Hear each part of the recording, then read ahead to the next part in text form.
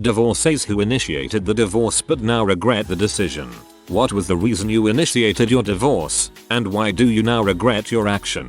Not me, but a kindly older gentleman that I knew had divorced his first wife when their daughter was 8. He eventually remarried and had a son. He told me once if he could do his life over again, he would not have ever had that divorce. He loves his current wife and loves his son.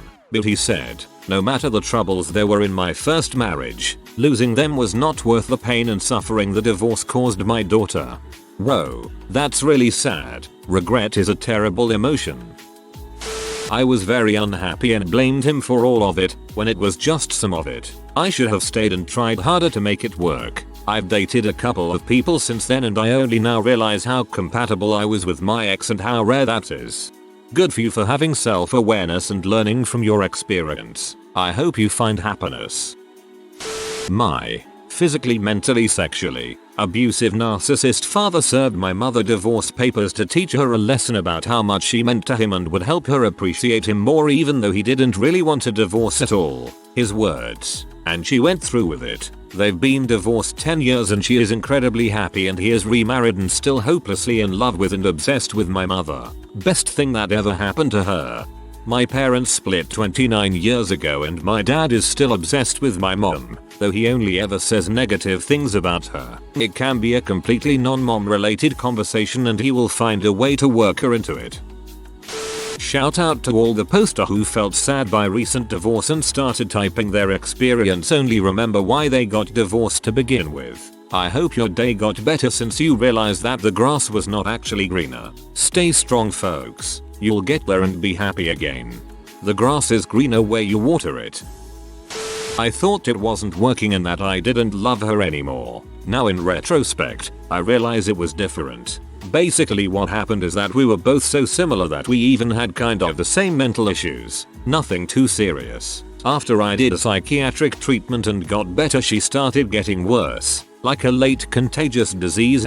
I thought that it was just her being a bee. After we divorced she did a psychiatric treatment as well and she went back to being the woman I fell in love with, but after failed attempts to get back together the relationship just deteriorated and there was no way we could go back to being a couple. I was depressed for a year and got better very recently. We were a really happy couple. We loved each other hard. We had projects and stuff. She was there for me when I needed psychiatric help but I wasn't there for her when she did. That feeling of being guilty fricked me for a long time. Today I can say I'm happy. We talk maybe once a month or two. We still love each other but we don't wanna risk fricking this fragile bond by getting back together. We just wish each other well and that's fine. Also I learned a lot from the whole experience and became a better person thanks to it, so I'm forever grateful for having had such a great partner. Not me, but my mom recently divorced my father to teach him a lesson about how she should be his one and only priority in life and he shouldn't have any hobbies or interests outside of pleasing her. Needless to say it's not going well for her. I bet he's learning that lesson really well now. Or their hobbies. Not myself, but my friend's ex did this to him. Long story short, she forced him to move in with her parents because they were having financial difficulties. They moved in and took over paying rent for the parents, so he was basically paying the full rent on a house for the use of one of its 4 bedrooms. It turned out that the parents were full of crap too. They started taking lavish vacations because they didn't need to pay their mortgage anymore. Anyhow, the parents started to inject themselves into their relationship, and things went south. She started working extreme hours, and more or less ghosted the guy for the last 2 years of their relationship before serving him with papers. About 6 months after the divorce was finalized, she started to regret divorcing him, so she started stalking him on social media. Since the guy wasn't dumping 75% of his paycheck into somebody else's mortgage, he had bought himself a new car, new motorcycle, was living in a pretty chill house, and had found himself a hot girlfriend. Needless to say, she got pretty jealous and tried to win him back. He basically told her, I don't play childish games, move on. I initiated the divorce because I was unhappy. He was growing into a person I no longer recognized, and so was I. We fought regularly. I was spending more and more time away from home and feeling better for it. It's been 18 months since I left and I miss him every day. I don't know I actually regret it, but I wish I'd tried harder. He is about even with good and bad points, but I decided I no longer wanted to spend half my time unhappy, and more than anything, I wanted him to be happy more often too. God, that last sentence hits home hard. I initiated the divorce because I thought that my depression was genetic, and we both really wanted kids. I couldn't justify forcing a kid to feel the way I do, so I told her that I wasn't going to have kids. She wanted to be a mom so badly, so I told her that maybe it would be best to divorce so she could find someone who she could have kids with. After the divorce, I found out I have leaky gut syndrome, which basically means my intestines don't digest certain foods correctly and lets bad things into my bloodstream, which caused my depression. After fixing my diet and finding the right medication, I've been so much better. I tried to fix it with her, but I had damaged our relationship beyond repair in her eyes. Not a day goes by where I don't think about her. Since the divorce, I moved to Europe to be with my family. I'd give anything to take away all the pain that I caused her. Edit. Thank you everyone for your kind words, especially you Edventer. As quite a few people pointed out, apparently leaky gut syndrome isn't actually a thing. However, changing my diet did have a huge impact on my physical and mental health. I have some sort of allergy to sugar that really messes with my head, so cutting that out of my diet has helped immensely. Also, I am currently taking Zoloft, which has helped, but definitely consult a licensed psychiatrist before taking any medication. Second edit. Go see a therapist. They are incredibly helpful. Also, if you don't like your therapist, there is absolutely nothing wrong with seeking out a different therapist. I was literally on my way to my therapist and decided not to go because I just didn't like her. That was the same day I went home and told my wife we needed to divorce. After that, I found an amazing therapist who helped me grow and get so much better. A few people have also asked about adoption. For me, I have quite a few personal oppositions to adoption. For me, adoption is an amazing thing for those who choose to adopt. However, it would not have been healthy for my wife and I.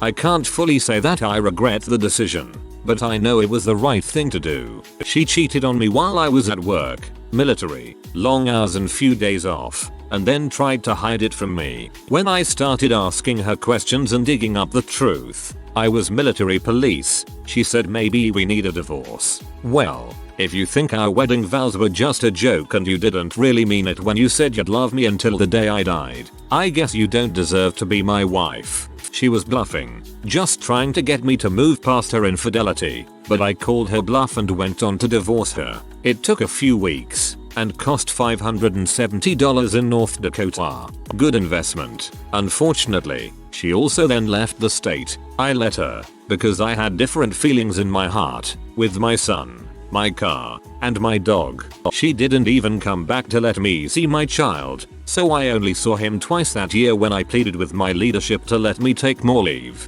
Being scared that my almost 2-year-old son wouldn't remember me next time I saw him was the worst feeling I ever had. My dreams of being in the military for 20 years or more were suddenly dashed, and I couldn't rightly continue serving active duty while my son grew up in another state. My contract expired and I went home to be a dad. My boy is almost 7 now, and he has grown so much. He copies me in the ways I treat people and he shares so many of the same interests. It just melts my heart every time I hear him say, "You're my favorite dad," in response to me saying, "You're my favorite kid." He is just such a polite and happy little guy. He is happy that he lives in 2 different houses. He doesn't hold anything against either one of us. For now. Anyway, I don't talk bad about his mother in front of him, or anywhere, really, and I still take them out to breakfast now and then when we switch off custody for the week. Not great news, though. I found out yesterday that my ex-wife is pregnant with some guy she's only very recently met.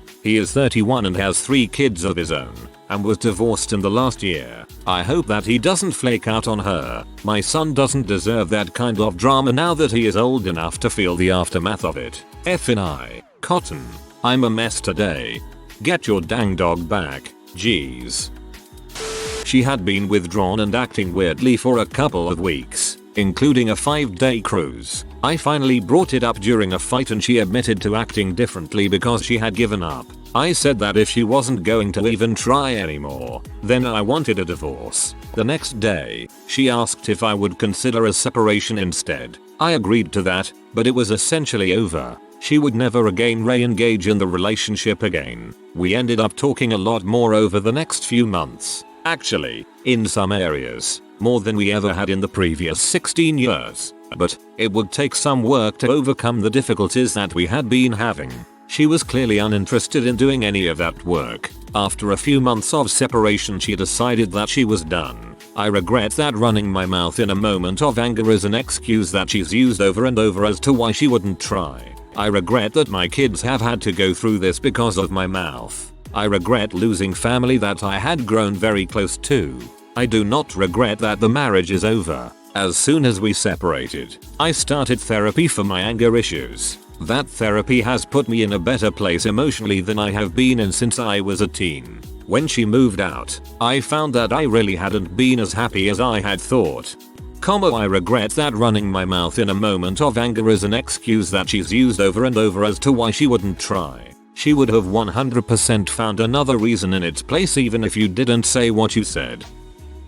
YTF did this question come up today? I initiated the separation because none of the problems we had talked about were being addressed. I wasn't going to put in more work, but I wasn't able to at the time. Crappy work schedule, always sleeping during the day. At least I told myself I wasn't able to. If I had put in 15 minutes to 30 minutes of extra effort every day, I could have saved what we had and made her feel a lot better about herself and us in general. But I guess I was just a lazy pose.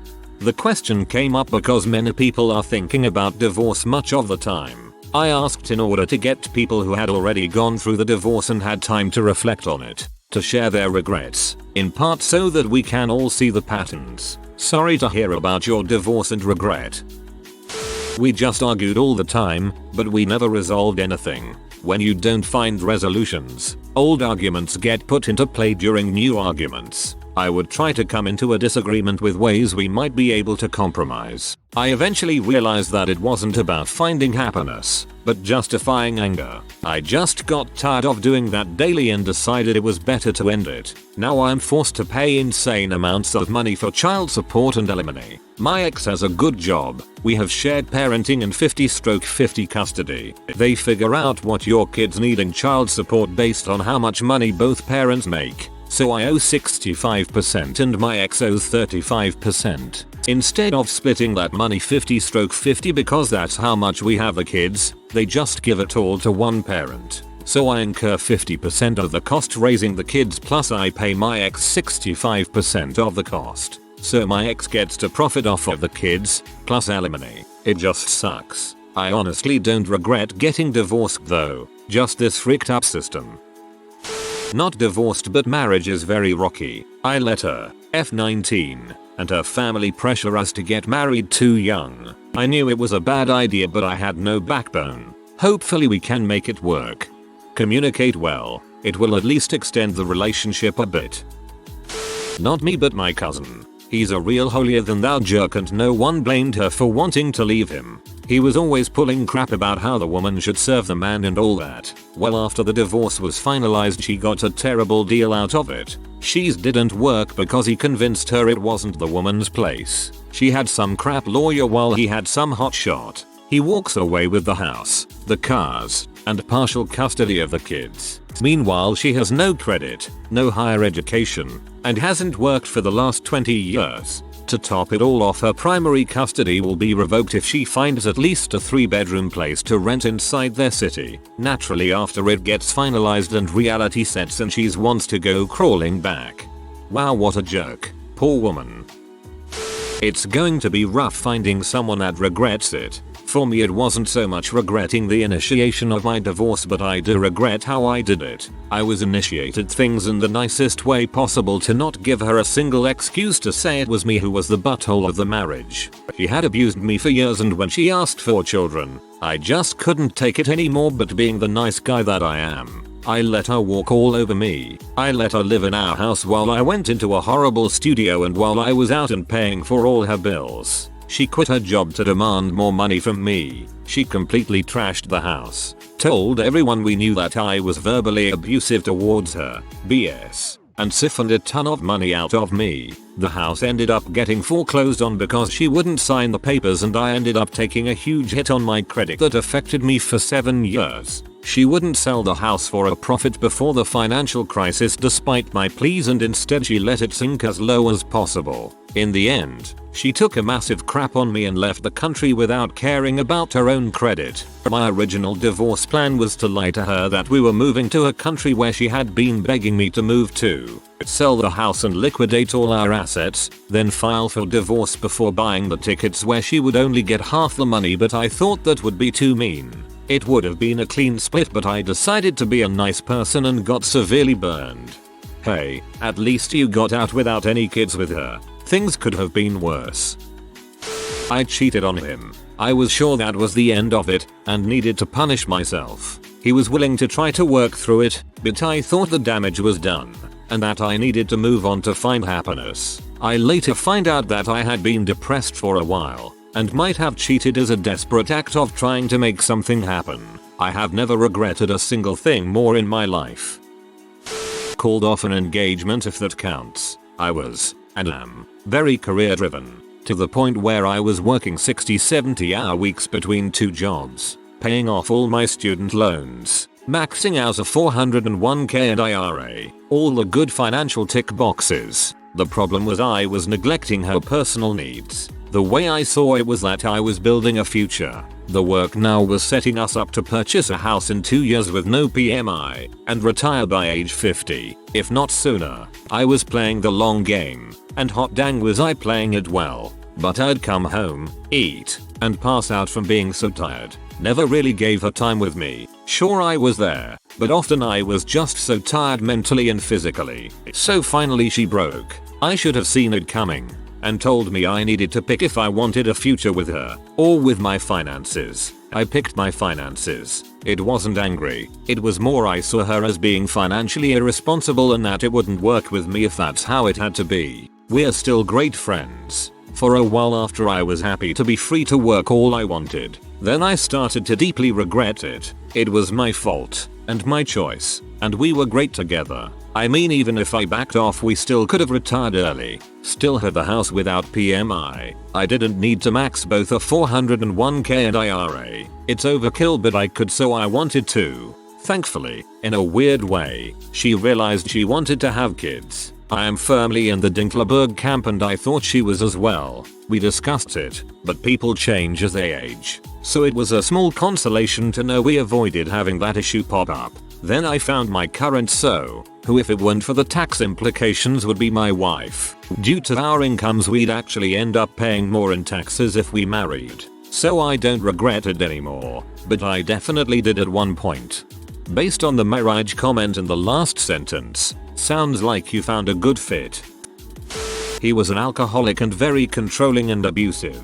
It was getting worse and I finally had enough. I didn't want my son to grow up like that, so I got a restraining order and got the heck out. I don't miss him at all and I know I did the right thing for me. Part of me wishes I had tried to stick it out and get more counseling help for the ex. Even though I know deep down those are only band-aids and he would have gone back to the terrible behavior. Tried before many times, just for my son's sake. I worry that he would have been happier if I had just stayed. Also visitation time. Supposed to be supervised by family members, but still, just about kills me with worry. There were lots of good, sober times, but when it was bad it was terrible. Deep down I know I did the right thing. No one should have to be afraid to come home every day, and I hope the peace in our life makes up for what my son is missing out on. But I still second guess the decision and worry that I should have tried harder to work things out. In Texas, and most states, the court does not allow the custodial parent to move away from the NCP without the NCP's permission. This is the default order in any divorce court order. So by initiating the divorce, I locked myself into living in Texas when I could have simply left the state and taken the kids, and by the time he filed for divorce, I'd have established residency for me and my kids in a better place for us all, and Texas could not have done anything to make me return. I don't know your situation, but ripping someone's kids away from them and fleeing the state sounds pretty awful. I read one regret story where in a fight one said, well, I guess we're heading to divorce court. After the divorce she realized that they never talked about it. Is this what we really want? You have to wonder how many times that has happened. If you are new to the channel, you can subscribe. I publish new videos every day. Until then, check another video.